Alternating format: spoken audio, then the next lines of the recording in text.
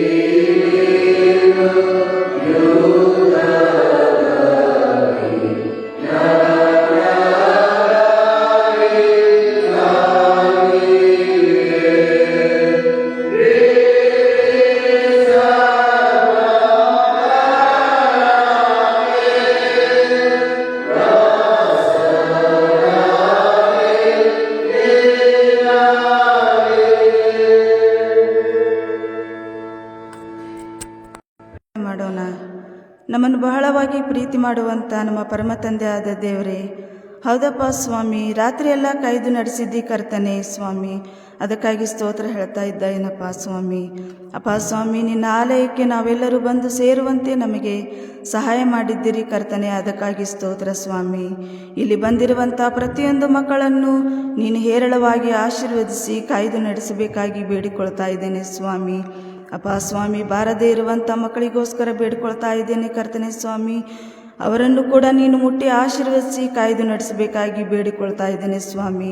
ಸ್ವಾಮಿ, online ಮುಖಾಂತರ ನೋಡುತ್ತಿರುವಂಥ ಪ್ರತಿಯೊಂದು ಮಕ್ಕಳನ್ನು ನೀನು ಹೆಚ್ಚಾಗಿ ಆಶೀರ್ವದಿಸಿ ಕಾಯ್ದು ಕಾಪಾಡಬೇಕಾಗಿ ಬೇಡ್ಕೊಳ್ತಾ ಇದ್ದೀನಿ ಸ್ವಾಮಿ. ಅಪ್ಪ ಸ್ವಾಮಿ, ಈ ಶ್ರಮ ದಿನಗಳಲ್ಲಿ ಸ್ವಾಮಿ ನಮ್ಮನ್ನು ನಾವು ಸಿದ್ಧಪಡಿಸಿಕೊಳ್ಳುವಂತೆ, ನಾವು ಸಿದ್ಧರಾಗುವಂತೆ ನೀವು ಸಹಾಯ ಮಾಡಬೇಕಾಗಿ ಬೇಡ್ಕೊಳ್ತಾ ಇದ್ದೇನೆ ಸ್ವಾಮಿ. ನಮ್ಮೆಲ್ಲರ ಜೀವಿತಗಳಲ್ಲಿ ಸ್ವಾಮಿ ಬದಲಾವಣೆಗಳನ್ನು ತರುವಂತೆ ನೀವು ನಮಗೆ ಸಹಾಯ ಮಾಡಬೇಕಾಗಿ ಬೇಡ್ಕೊಳ್ತಾ ಇದ್ದೇನೆ ಸ್ವಾಮಿ. ಅಪ್ಪ ಸ್ವಾಮಿ, ವಾಕ್ಯ ಸಂದೇಶವನ್ನು ನೀಡಲಿರುವಂಥ ಪ್ರಿಯ ಮಗಳನ್ನು ನಿನ್ನ ಕೈಗೆ ಒಪ್ಪಿಸಿಕೊಡ್ತಾ ಇದ್ದೀನಿ ಸ್ವಾಮಿ. ಅವರ ಕುಟುಂಬವನ್ನು, ಅವರನ್ನು ನೀನು ಮುಟ್ಟಿ ಆಶೀರ್ವದಿಸಿ ಕಾಯ್ದು ನಡೆಸಬೇಕಾಗಿ ಬೇಡ್ಕೊಳ್ತಾ ಇದ್ದೇನೆ ಸ್ವಾಮಿ. ಅವರು ಹೇಳುವಂಥ ವಾಕ್ಯಗಳು ಸ್ವಾಮಿ ನಮ್ಮ ಜೀವಿತದಲ್ಲಿ ಬದಲಾವಣೆಗಳನ್ನು ತರುವಂತೆ ನಮಗೆ ಸಹಾಯ ಮಾಡಬೇಕಾಗಿ ಬೇಡಿಕೊಳ್ತಾ ಇದ್ದೇನೆ ಸ್ವಾಮಿ. ಅಪ್ಪ ಸ್ವಾಮಿ, ಸಭಾಪಾಲಕರನ್ನು, ಸಭಾಪಾಲನ ಸಮಿತಿಯವರನ್ನು ಪ್ರತಿಯೊಬ್ಬರನ್ನು ನಿನ್ನ ಕೈಗೆ ಒಪ್ಪಿಸಿಕೊಡ್ತಾ ಇದ್ದೀನಿ ಸ್ವಾಮಿ. ಅವರನ್ನು ನೀನು ಮುಟ್ಟಿ ಆಶೀರ್ವದಿಸಿ ಕಾಯ್ದು ನಡೆಸು ಸ್ವಾಮಿ. ಒಳ್ಳೆಯ ಆರೋಗ್ಯ ಭಾಗ್ಯವನ್ನು ಕೊಟ್ಟು ನಡೆಸಬೇಕಾಗಿ ಬೇಡ್ಕೊಳ್ತಾ ಇದ್ದೇನೆ ಸ್ವಾಮಿ. ಅವರನ್ನು ಬಲಪಡಿಸಬೇಕಾಗಿ ಬೇಡ್ಕೊಳ್ತಾ ಇದ್ದೇನೆ ಅಪ್ಪ ಸ್ವಾಮಿ. ಅಪ್ಪ ಸ್ವಾಮಿ, ತಿರುಗಂಧಾವರ್ತಿ ಕರ್ತನೆ ಸ್ವಾಮಿ, ಈ ಬೆಳಗಿನ ಆರಾಧನೆಗಳನ್ನು, ಸಾಯಂಕಾಲದ ಆರಾಧನೆಗಳನ್ನು ನಿನ್ನ ಕೈಗೆ ಒಪ್ಪಿಸಿಕೊಡ್ತಾ ಇದ್ದೇನಪ್ಪ ಸ್ವಾಮಿ.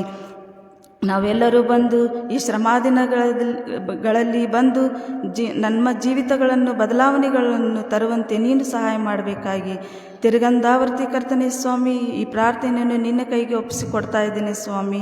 ಈ ಚಿಕ್ಕ ಪುಟ್ಟ ಪ್ರಾರ್ಥನೆಯನ್ನು ಕೇಳಿದ್ದಕ್ಕೆ ನಿನ್ನ ನಾಮಕ್ಕೆ ಅನಂತ ಸ್ತುತಿ ಸ್ತೋತ್ರ ಉಂಟಾಗಲಿ ಸ್ವಾಮಿ. ನಾವು ಆರಾಧನೆಯನ್ನು ಮುಂದುವರಿಸುವ ಹಾಗೆ ಪರದೆಯ ಮೇಲೆ ಮೂಡಿಬರುವ ಈ ಒಂದು ಹಾಡನ್ನು ಹಾಡಿಕೊಳ್ಳೋಣ. ಜಯ ಕೊಡುವ ದೇವರಿಗೆ ಕೋಟಿ ಕೋಟಿ ಸ್ತೋತ್ರ.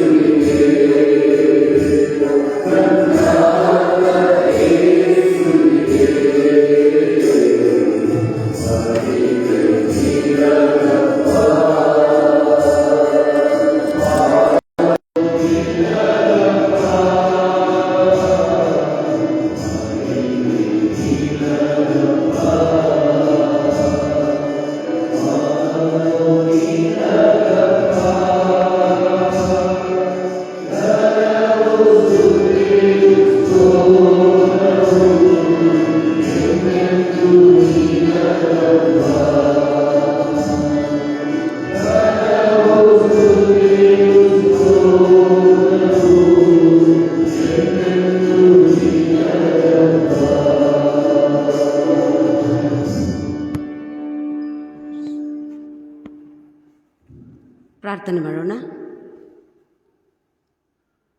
ನಮ್ಮನ್ನು ಅತ್ಯಧಿಕವಾಗಿ ಪ್ರೀತಿ ಮಾಡಿದಂಥ ನನ್ನ ಸ್ವರ್ಗೀಯ ತಂದೆಯಾದ ದೇವರೇ, ನಿನಗೆ ಸ್ತೋತ್ರ ಸ್ವಾಮಿ. ದೇವ, ನೂತನ ದಿನಕ್ಕಾಗಿ ನಿನಗೆ ಸ್ತೋತ್ರ ಸಲ್ಲಿಸ್ತೇನೆ. ರಾತ್ರಿ ಸುಖಕರವಾದ ನಿದ್ರೆಯನ್ನು ಕೊಟ್ಟು ಎಲ್ಲ ಕೇಡುಗೊಂಡಾಂತರಗಳಿಂದ ನಮ್ಮನ್ನು ತಪ್ಪಿಸಿ ಕಾಪಾಡಿ ತಿರುಗಿ ನಮ್ಮ ಆಯುಷ್ಕಾಲಕ್ಕೆ ಮತ್ತೊಂದು ದಿನವನ್ನು ನೀನು ಕೂಡಿಸಿಕೊಟ್ಟಿದ್ದೀ ಸ್ವಾಮಿ. ದೇವರೇ, ಈ ದಿನವನ್ನು ನಿನ್ನೊಟ್ಟಿಗೆ ಪ್ರಾರಂಭಿಸಿ ನಿನ್ನೊಟ್ಟಿಗೆ ಮುಕ್ತಾಯಗೊಳಿಸುವುದರಲ್ಲಿ ಈ ದಿನವೆಲ್ಲ ನಮ್ಮ ಜೊತೆಯಾಗಿದ್ದುಕೊಂಡು ಹೆಜ್ಜೆ ಹೆಜ್ಜೆಗೂ ಸ್ವಾಮಿ ನಮ್ಮನ್ನು ನಿನ್ನ ಕೃಪೆಯಿಂದ ನಮ್ಮನ್ನು ತುಂಬಿಸಿ ನಡೆಸು. ನಿನ್ನ ಚಿತ್ತಕ್ಕೆ ಯೋಗ್ಯರಾಗಿ ಜೀವಿಸುವಂತೆ ಕೃಪೆಯನ್ನು ಅನುಗ್ರಹಿಸು ಸ್ವಾಮಿ. ದೇವರೇ, ನಿನ್ನನ್ನು ಬಿಟ್ಟು ಎಡಕ್ಕಾದರೂ ಬಲಕ್ಕಾದರೂ ತಿರುಗದಂತೆ ದೇವರೇ, ನಮ್ಮನ್ನು ನಿನ್ನ ಕೃಪೆಯುಳ್ಳ ಹಸ್ತದ ಕೆಳಗೆ ಇಟ್ಟುಕೊಂಡು ಸ್ವಾಮಿ ನಮ್ಮನ್ನು ನಡೆಸಪ್ಪ. ಅಪ್ಪ ಕರ್ತನಿಗೆ ತಂದೆಯಾದ ದೇವರೇ, ಈ ಧ್ವನಿವರ್ಧಕದ ಮೂಲಕ ವಾಕ್ಯವನ್ನು ಆಲಿಸ್ತಿರುವಂಥ ಎಲ್ಲ ನಿನ್ನ ಭಕ್ತ ಸಮೂಹವನ್ನು ದೇವರೇ ನಿನ್ನ ಕರಗಳಲ್ಲಿ ಒಪ್ಪಿಸಿಕೊಡುತ್ತೇನೆ ಸ್ವಾಮಿ. ಮಾತನಾಡುವಳು ನಾನಲ್ಲ ಸ್ವಾಮಿ, ನಿನ್ನ ಆತ್ಮನ ಮೂಲಕವಾಗಿ ನಮ್ಮೊಟ್ಟಿಗೆ ನಮ್ಮೆಲ್ಲರೊಟ್ಟಿಗೆ ನೀನು ಮಾತನಾಡು ಸ್ವಾಮಿ. ನಿನ್ನ ಸ್ವರವನ್ನು ಕೇಳಿಸಿಕೊಳ್ಳೋದಕ್ಕೆ ನಮ್ಮ ಕಿವಿಗಳನ್ನು ತೆರೆ ಮಾಡು. ಕೇಳುವಂಥ ವಾಕ್ಯಗಳನ್ನು ಗ್ರಹಿಸಿಕೊಳ್ಳುವಂತೆ ಸಹಾಯ ಮಾಡು ಸ್ವಾಮಿ. ಬಿದ್ದು ಹೋಗದ ರೀತಿಯಲ್ಲಿ ಕರ್ತನೆ ಅಪ್ಪ ಸ್ವಾಮಿ, ನಮ್ಮನ್ನು ಕರ್ತನೆ ನಿನ್ನ ಒಂದು ಜೋಕಿಯುಳ್ಳ ಹಸ್ತದ ಕೆಳಗಿಟ್ಟುಕೊಂಡು ನಮ್ಮನ್ನು ನಡೆಸುತ್ತಾ ಇಲ್ಲಿವರೆಗೂ ಬಂದಿದ್ದೀ ಸ್ವಾಮಿ. ಮುಂದೆಯೂ ಕೂಡ ಕರ್ತನೆ ನಿನ್ನ ಚಿತ್ತಕ್ಕೆ ನಮ್ಮನ್ನು ಒಪ್ಪಿಸಿಕೊಡುತ್ತೇವೆ ಸ್ವಾಮಿ. ಈ ಸಮಯದಲ್ಲಿ ಕರ್ತನೆ ಈ ವಾಕ್ಯದೊಟ್ಟಿಗೆ ನಮ್ಮ ಸಂಗಡ ಮಾತನಾಡು. ನಿನ್ನ ಆತ್ಮನಿಂದ ನಮ್ಮನ್ನು ತುಂಬಿಸು ಸ್ವಾಮಿ. ದೇವರೇ, ಹೀಗೆ ಕರ್ತನೆ ಈ ಆರಾಧನೆಯ ಆದಿ ಮಧ್ಯ ಅಂತ್ಯ ನೀನಾಗಿದ್ದುಕೊಂಡು ಮಹಿಮೆ ಹೊಂದು ಎಂಬುದಾಗಿ ಯೇಸು ನಾಮದಲ್ಲಿ ದೀನತೆಯಿಂದ ಬೇಡಿಕೊಂಡು ಹೊಂದಿದ್ದೇನೆ ನನ್ನ ತಂದೆಯೇ, ಆಮೇನ್ ಆಮೇನ್. ದೇವರ ಪರಿಶುದ್ಧ ನಾಮಕ್ಕೆ ಸ್ತೋತ್ರವಾಗಲಿ. ಈ ಸಮಯದಲ್ಲಿ ನಾನು ಆಯ್ದುಕೊಂಡಂಥ ವಾಕ್ಯ ಭಾಗ ಅದು ಯೋಹಾನನ ಸುವಾರ್ತೆ 12ನೇ ಅಧ್ಯಾಯ ಮೊದಲಿನ 3 ವಚನಗಳನ್ನು ಓದಿಕೊಳ್ಳೋಣ. ಯೋಹಾನನು ಬರೆದ ಸುವಾರ್ತೆ 12ನೇ ಅಧ್ಯಾಯ ಮೊದಲಿನ 3 ವಚನಗಳು. ಪಸ್ಕ ಹಬ್ಬವು ಇನ್ನೂ 6 ದಿವಸ ಮುಂದೆ ಇರಲಾಗಿ ಯೇಸು ಬೇಥಾನ್ಯಕ್ಕೆ ಬಂದನು. ಯೇಸುವು ಸತ್ತವರೊಳಗಿಂದ ಎಬ್ಬಿಸಿದ ಲಾಜರನು ಅಲ್ಲಿದ್ದನು. ಯೇಸುವಿಗೆ ಅಲ್ಲಿ ಔತಣ ಮಾಡಿಸಲು ಮಾರ್ತಳು ನೆರವಾಗಿದ್ದಳು. ಲಾಜರನು ಆತನ ಸಂಗಡ ಊಟಕ್ಕೆ ಕೂತವರಲ್ಲಿ ಒಬ್ಬನು. ಆಗ ಮರಿಯಳು ಬಹು ಬೆಲೆಯುಳ್ಳ ಅಚ್ಚ ಜಟಮಾಂಸಿ ತೈಲವನ್ನು 1 ಸೇರಿನಷ್ಟು ತಂದು ಯೇಸುವಿನ ಪಾದಕ್ಕೆ ಹಚ್ಚಿ ತನ್ನ ತಲೆ ಕೂದಲಿನಿಂದ ಆತನ ಪಾದಗಳನ್ನು ಒರೆಸಿದಳು. ಆ ತೈಲದ ಪರಿಮಳವು ಮನೆಯಲ್ಲೆಲ್ಲ ತುಂಬಿಕೊಂಡಿತು ಎಂಬುದಾಗಿ. 3ನೇ ವಚನವನ್ನು ಇನ್ನೊಂದು ಸಾರಿ ಓದ್ತೇನೆ. ಆಗ ಮರಿಯಳು ಬಹುಬೆಲೆಯುಳ್ಳ ಅಚ್ಚ ಜಟಮಾಂಸಿ ತೈಲವನ್ನು 1 ಸೇರಿನಷ್ಟು ತಂದು ಯೇಸುವಿನ ಪಾದಕ್ಕೆ ಹಚ್ಚಿ ತನ್ನ ತಲೆ ಕೂದಲಿನಿಂದ ಆತನ ಪಾದಗಳನ್ನು ಒರೆಸಿದಳು.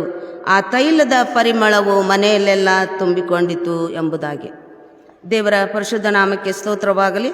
ಈ ಸಮಯದಲ್ಲಿ ಈ ವಾಕ್ಯ ಭಾಗದ ಮುಖ್ಯ ಪ್ರಸ್ತಾಪ ಔತಣಕೂಟದಲ್ಲಿ ಆರಾಧನೆಯ ಪರಿಮಳ ಎಂಬುದಾಗಿ. ಇವುದೇ ಕಾಲದಲ್ಲಿ ನಾವು ಧ್ಯಾನ ಮಾಡಬೇಕಾದಂಥ ವಾಕ್ಯ ಭಾಗವು ಔತಣಕೂಟದಲ್ಲಿ ಆರಾಧನೆಯ ಪರಿಮಳ ಎಂಬುದಾಗಿ. ಕರ್ತನಲ್ಲಿ ಪ್ರಿಯ ದೇವಜನರೇ, ಈ ಉದಯ ಕಾಲದಲ್ಲಿ ಕರ್ತನು ನಮಗೆ ತಿಳಿಯಪಡಿಸುವಂಥ ಸಂಗತಿಗಳನ್ನು ನಾವು ಸ್ವಲ್ಪ ಹೊತ್ತು ಧ್ಯಾನ ಮಾಡಿಕೊಳ್ಳೋಣ. ಈ ವಾಕ್ಯ ಭಾಗದಲ್ಲಿ ನಾವು ನೋಡ್ತಾ ಇದ್ದೇವೆ, ಪಸ್ಕವು ಇನ್ನೂ 6 ದಿವಸ ಮುಂದೆ ಇರುವಾಗ ಯೇಸು ಸ್ವಾಮಿ ಬೇಥಾನ್ಯಕ್ಕೆ ಬಂದನು ಎಂಬುದಾಗಿ ಈ ವಾಕ್ಯ ಭಾಗದಲ್ಲಿ ನಾವು ನೋಡ್ತಾ ಇದ್ದೇವೆ. ಅಲ್ಲಿ ಯೇಸುವು ಸತ್ತರೊಳಗಿಂದ ಎಬ್ಬಿಸಿದ ಲಾಜರನು ಕೂಡ ಅಲ್ಲಿದ್ದನು ಎಂಬುದಾಗಿ ನಾವು ನೋಡ್ತೇವೆ. ಮತ್ತು ಲಾಜರನ ಸಂಗಡ ಔತಣಕ್ಕೆ ಕೂತವರಲ್ಲಿ ಒಬ್ಬನು.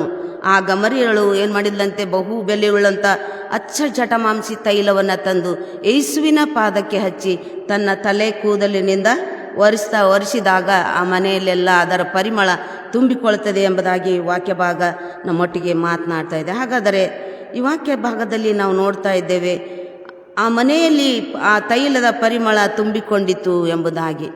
ಹಾಗಾದರೆ ಆ ಪರಿಮಳ ಎಂಬುದಾಗಿ ಹೇಳುವಾಗ ಸುವಾಸನೆ ಅಂದರೆ ಯೇಸುವಿನ ಪ್ರಸನ್ನತೆ ಆ ಮನೆಯನ್ನು ಆವರಿಸಿಕೊಂಡಿತು ಎಂಬುದಾಗಿ ನಾವು ನೋಡ್ತಾ ಇದ್ದೇವೆ. ಯಾಕೆಂದರೆ ಅಲ್ಲಿ ಯೇಸು ಸ್ವಾಮಿ ಬೇಥಾನ್ಯಕ್ಕೆ ಯೇಸುವಿಗೆ ಪ್ರಿಯವಾದಂಥ ಕುಟುಂಬ ಇದು ಮಾರ್ತ ಮರಿಯಳ ಕುಟುಂಬ. ಅವರಿಗೆ ಒಬ್ಬ ತಮ್ಮ ಲಾಜರ. ಅವರ ಕುಟುಂಬಕ್ಕೆ ಯಾವಾಗಲೂ ಆ ಮಾರ್ಗವಾಗಿ ಹೋಗುವಾಗ ಬರುವಾಗ ಯೇಸು ಆ ಮನೆಯಲ್ಲಿ ಆತನು ಇಳಿದುಕೊಳ್ತಾ ಇದ್ದ.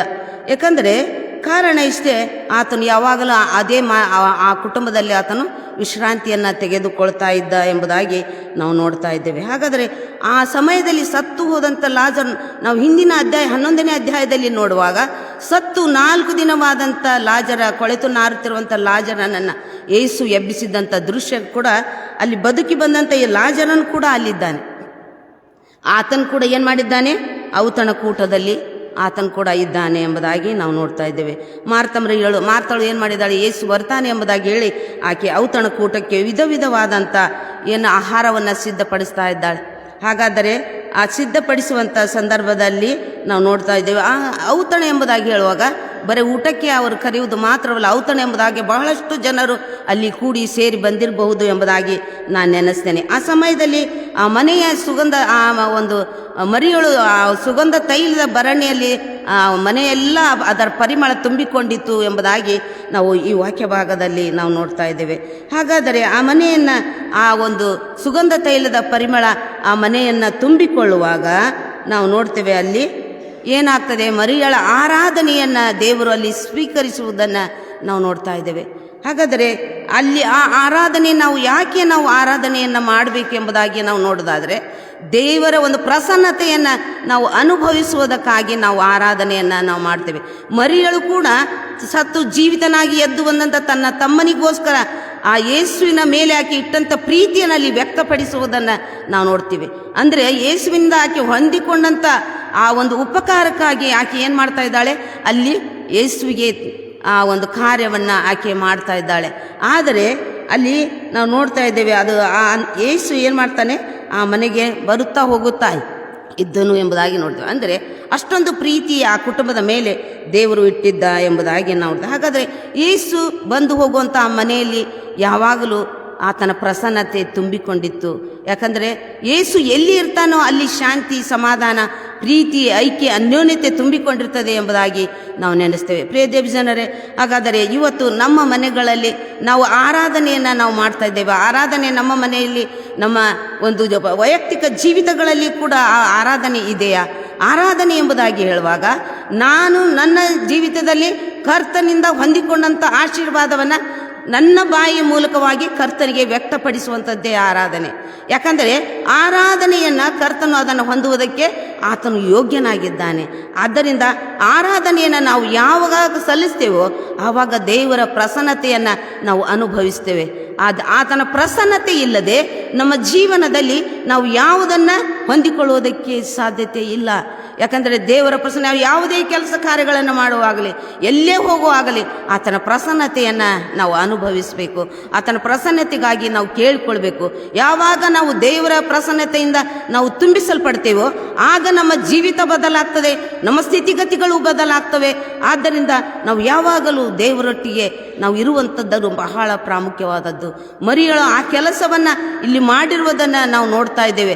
ಆ ಪರಿಮಳ ಆ ಮನೆಯಲ್ಲಿ ತುಂಬಿಕೊಂಡಿದೆ. ಅನೇಕ ವಿಧವಾದ ಆಹಾರವನ್ನು ಸಿದ್ಧಪಡಿಸ್ತಾ ಇದ್ದಾಳೆ ಮಾರ್ತಳು.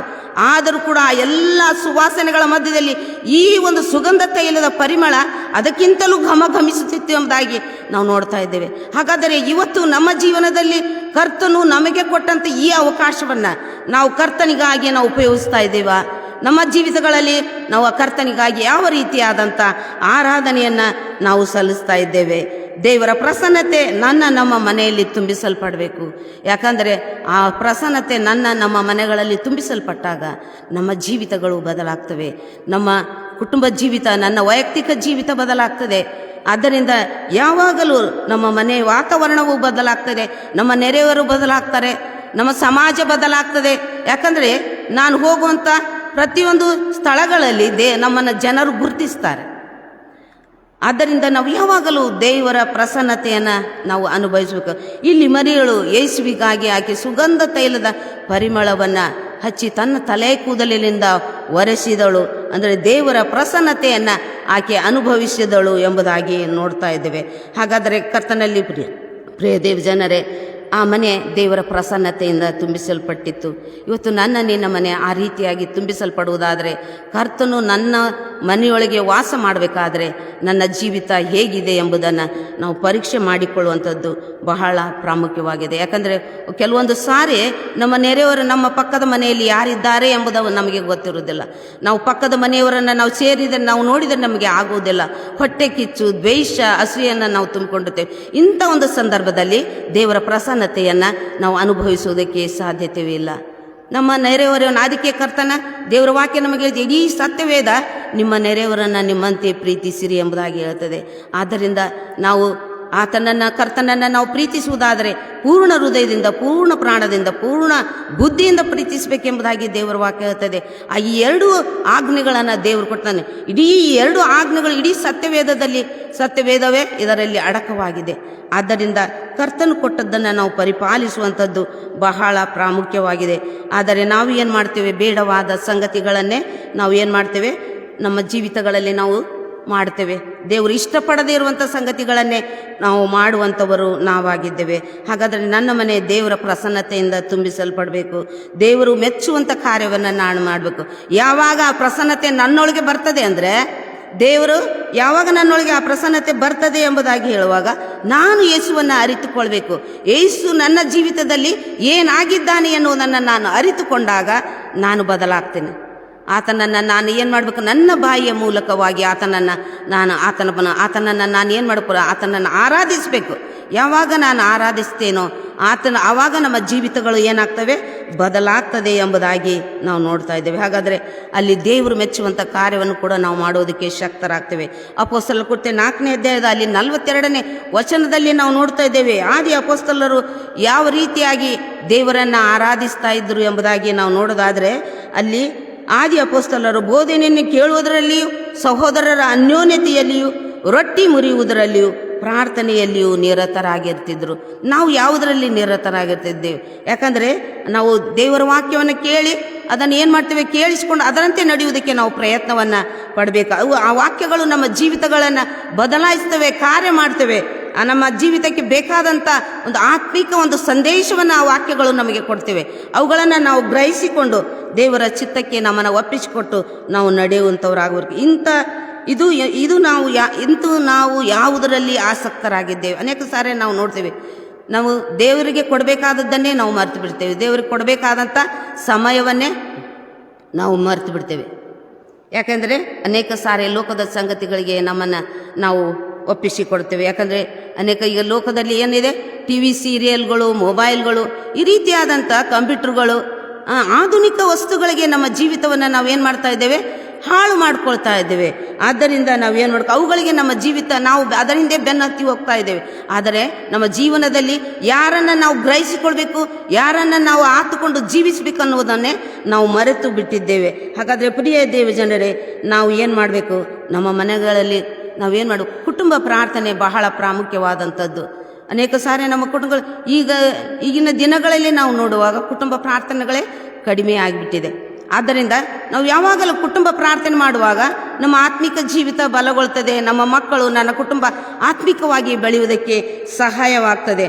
ಇಂದು ನಾವು ಅನೇಕ ಸಾರಿ ಮನೆಗಳಿಗೆ ಹೋಗಿ ನಾವು ಕುಟುಂಬ ಪ್ರಾರ್ಥನೆಯನ್ನು ಮಾಡ್ತೇವೆ.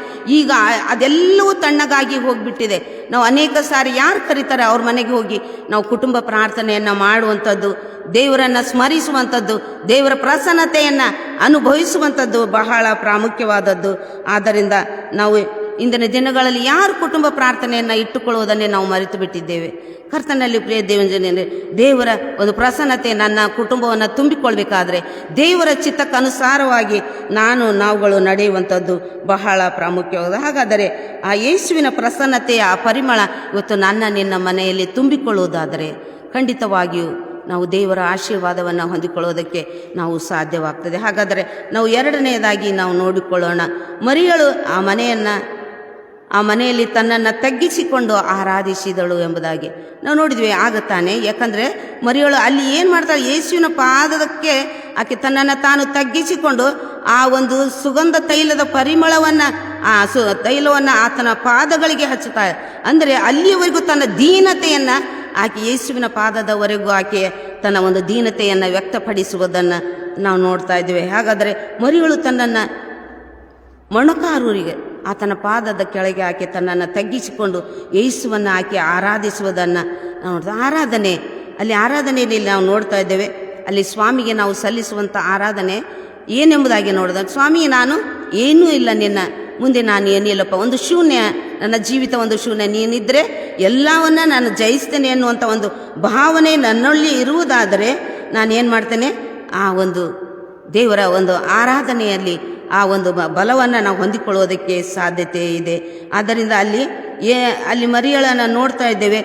ಆಕೆ ಯೇಸುವಿನ ಪಾದಕ್ಕೆ ತನ್ನನ್ನು ತಾನು ತಗ್ಗಿಸಿಕೊಂಡು ಆ ತೈಲವನ್ನು ಹಚ್ಚಿ ಆತ ತನ್ನ ತಲೆ ಕೂದಲಿನಿಂದ ಒರೆಸಿದಳು ಎಂಬುದಾಗಿ ನೋಡ್ತೇವೆ.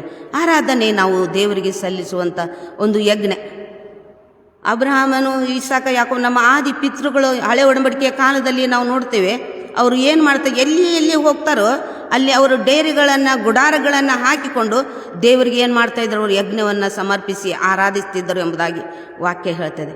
ಹಾಗಾದರೆ ಇವತ್ತು ನಾವು ಕೂಡ ನಮ್ಮ ದೇವರಿಗೆ ನಾವು ಆರಾಧನೆಯನ್ನು ಸಲ್ಲಿಸುವಂಥದ್ದು ಬಹಳ ಪ್ರಾಮುಖ್ಯವಾಗಿದೆ. ಯಾಕೆಂದರೆ ಯಾರು ನನಗೆ ಗೌರವವನ್ನು ಸಲ್ಲಿಸ್ತಾರೋ, ಯಾರು ನನ್ನನ್ನು ಆರಾಧಿಸ್ತಾರೋ, ಯಾರು ನನಗೆ ಸ್ತುತಿ ಯಜ್ಞವನ್ನು ಸಮರ್ಪಿಸ್ತಾರೋ ಅವರೇ ನನ್ನನ್ನು ಗೌರವಿಸುವರು ಎಂಬುದಾಗಿ ದೇವರ ವಾಕ್ಯದ. ಇವತ್ತು ದೇವರು ನಮ್ಮ ಆರಾಧನೆಯ ಮೂಲಕ ಆತನು ಏನು ಮಾಡ್ತಾನೆ, ಆತನನ್ನು ನಾವು ಗೌರವಿಸ್ತೇವೆ, ಆತನನ್ನು ಮಹಿಮೆ ಪಡಿಸ್ತೇವೆ. ಆದ್ದರಿಂದ ಆರಾಧನೆ ಇವತ್ತು ಕರ್ತನು ಏನಾಗಿದ್ದಾನೆ ಎಂಬುದನ್ನು ನಾನು ಅರಿತುಕೊಳ್ಳುವಾಗ ಆತನ ಏನಾಗಿದ್ದಾನೆ ಆತನನ್ನು ಹೊರಡಿಸಲಿಕ್ಕೆ ಅಸಾಧ್ಯ. ಯಾಕಂದರೆ ದಾವೀದ ಹೇಳ್ತಾನೆ, ನಿನ್ನನ್ನು ವರ್ಣಿಸಲು ನನ್ನ ಶಬ್ದಗಳೇ ಹೊರಡ್ತಾ ಇಲ್ಲ ಎಂಬುದಾಗಿ ಹೇಳ್ತಾನೆ. ಪ್ರಿಯ ದೇವಜನರೇ, ಆತನನ್ನು ನಾವು ಏನು ಮಾಡಬೇಕಂದ್ರೆ ಮೊದಲು ಆತನನ್ನು ನಾವು ತಿಳಿದುಕೊಳ್ಬೇಕು ಮತ್ತು ಆತನನ್ನು ಅನುಭವದಿಂದ ಸವೆದು ನೋಡಬೇಕು. ದಾವೀದ ಹೇಳ್ತಾನೆ, ಅರಸನಾದಂಥ ದಾವೀದನು ಹೇಳ್ತಾನೆ 34ನೇ ಕೀರ್ತನೆಯಲ್ಲಿ ಅಲ್ಲಿ 10ನೇ ವಚನದಲ್ಲಿ ಹೇಳ್ತಾನೆ, ಆತನನ್ನು ಯೆಹೋವನು ಸರ್ವೋತ್ತಮನೆಂದು ಅನುಭವದಿಂದ ಸವೆದು ನೋಡ್ರಿ. ಅನುಭವ ಬೇಕ್ರಿ, ಅನುಭವದಿಂದ ನಾವು ಆತನನ್ನು ಸವಿಬೇಕು. ಯಾವುದಾದ್ರೂ ಒಂದು ಆಹಾರವನ್ನು ಸಿದ್ಧಪಡಿಸುವಾಗ ನಾವು ಏನು ಮಾಡ್ತೀವಿ, ಅದರ ರುಚಿಯನ್ನು ನಾವು ಸವಿತೇವೆ. ಉಪ್ಪಾಗಿದೆ ಇಲ್ವೋ, ಖಾರ ಆಗಿದೆ ಇಲ್ವೋ ನಾವು ನೋಡ್ತೀವಿ. ಅದನ್ನು ನೋಡದೆ ಹೋದರೆ ಕುಟುಂಬದವರನ್ನ ನೋಡೋಕೆ ಬರೋದಿಲ್ಲ, ನಿಮಗೆ ಉಪ್ಪಿಲ್ಲ ಖಾರ ಇಲ್ಲ ಅಂತ ಬೈತಾರೆ. ಅದೇ ರೀತಿಯಾಗಿ ಇಲ್ಲಿ ನಾವು ಏನು ಮಾಡಬೇಕು, ಆತನನ್ನು ನಾವು ರುಚಿಸಬೇಕು. ಯೇಸುವನ್ನು ನನ್ನ ಜೀವನದಲ್ಲಿ ನಾನು ರುಚಿಸಿಕೊಳ್ಳುವಾಗ ಮಾತ್ರ ಏನಾಗ್ತದೆ, ನಾನು ಆತನು ಏನಾಗಿದ್ದಾನೆ ಎಂಬುದನ್ನು ಅರಿತುಕೊಳ್ಳುವುದಕ್ಕೆ ಸಾಧ್ಯತೆ ಇದೆ. ಆದ್ದರಿಂದ ಪ್ರಿಯ ದೇವ ಜನರೇ, ಆ ಕರ್ತನ ಮುಂದೆ ನಮ್ಮನ್ನು ನಾವು ತಗ್ಗಿಸಿಕೊಳ್ಳುವಂಥದ್ದು ಬಹಳ ಪ್ರಾಮುಖ್ಯವಾದದ್ದು. ಯಾಕಂದರೆ ಆ ತಗ್ಗಿಸುವಿಕೆ, ಆ ದೀನತೆ ನಮ್ಮನ್ನು ಉನ್ನತ ಸ್ಥಿತಿಗೆ ತೆಗೆದುಕೊಂಡು ಹೋಗುತ್ತೆ. ನಾವು ಯಾವನು ಪಡ್ತಾನೋ ಅವನು ತಗ್ಗಿಸಲ್ಪಡ್ತಾನೆ, ಯಾರು ತಗ್ಗಿಸಲ್ಪಡ್ತಾರೋ ಅವರು ಹೆಚ್ಚಿಸಲ್ಪಡ್ತಾರೆ ಎಂಬುದಾಗಿ ದೇವರು ವಾಕ್ಯ ಹೇಳ್ತದೆ.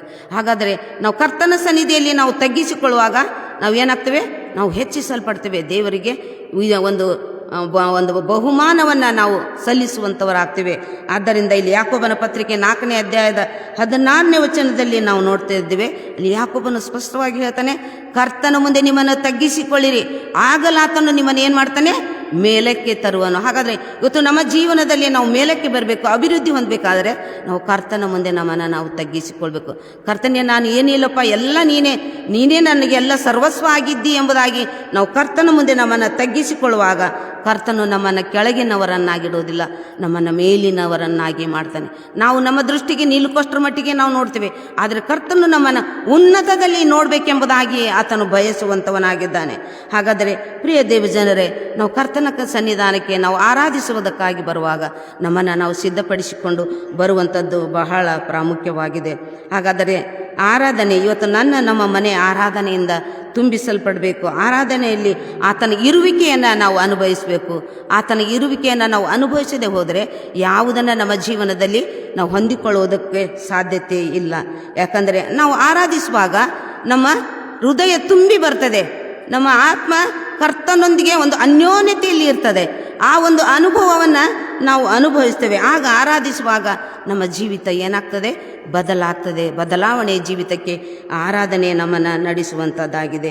ಹಾಗಾದರೆ ಯೇಸು ನನ್ನ ಆರಾಧನೆಯಲ್ಲಿ ಇಲ್ಲದೆ ಹೋದರೆ ನನ್ನ ಜೀವಿತ ಒಂದು ಶೂನ್ಯ. ಯಾಕಂದರೆ ಆ ಶೂನ್ಯಕ್ಕೆ ಯಾವ ಬೆಲೆಯೂ ಇಲ್ಲ. ಆದ್ದರಿಂದ ನಾವು ಯಾವಾಗಲೂ ಕರ್ತನನ್ನು ಒಟ್ಟಿಗೆ ನಮ್ಮ ಜೀವಿತ ಕಾಲವನ್ನು ಕಳೆಯುವಂಥದ್ದು ಬಹಳ ಪ್ರಾಮುಖ್ಯವಾಗಿದೆ. ಇಲ್ಲಿ ನಾವು ನೋಡ್ತಾ ಇದ್ದೇವೆ ವಾಕ್ಯ ಭಾಗದಲ್ಲಿ ಯೇಸುವಿಗಾಗಿ ಸಿದ್ಧಪಡಿಸಿದಂಥ ಔತಣ ಕೂಟ ಏನಾಗಿತ್ತು ಎಂಬುದಾಗಿ ನೋಡುವಾಗ ಅದು ಮರಿಯಳಿಗೆ ಆರಾಧನೆಯ ಸ್ಥಳವಾಗಿತ್ತು.